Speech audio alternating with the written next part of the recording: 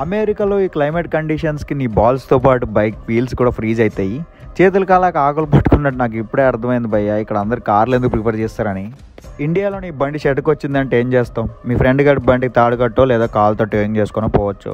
ఇక్కడ అలా చేసావంటే పోలీసులు నీ బండితో పాటు నీ బెండ్ని కూడా తీసిదింతారు. సో దానికి సొల్యూషన్గానే యూహాల్ అనే ట్రక్ రెంటల్స్ ఉంటాయి భయ్య. ఏందో కానీ నాకు సూదితో పోయే పని గొడ్డలతో పొడిపించుకున్నంత పని అయింది. ఈ 25 మైల్స్ కోసం నా దగ్గర $70 తీసుకుంది ఈ పెద్ద మనిషి. ఇగో అప్పుడే అయిపోయింది అనుకోవద్దు, ఇక్కడ ఒక అల్టిమేట్ ట్విస్ట్ ఉంది భయ్య. ఏంటంటే ఇక్కడ మనకి కూలోళ్ళు దొరకరు, అందరూ పార్ట్నర్ పుష్పాలే, అందరికీ సిండికేట్ మెంబర్షిప్పే కావాలి. సో నీ బండి నువ్వే లేపుకోవాలి, ఇంకా ఆ ట్రక్ కూడా నువ్వే డ్రైవ్ చేసుకొని వెళ్ళి మెకానిక్ దగ్గర నీ బండి ఇచ్చి రావాలి.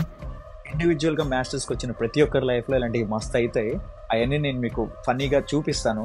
ఇంకా నా బైక్ రిపేర్కి ఎంత అయింది అనేది నెక్స్ట్ వీడియోలో చెప్తా, మీరు పక్కా షాక్ అవుతారు. So for more such sheet of content please subscribe.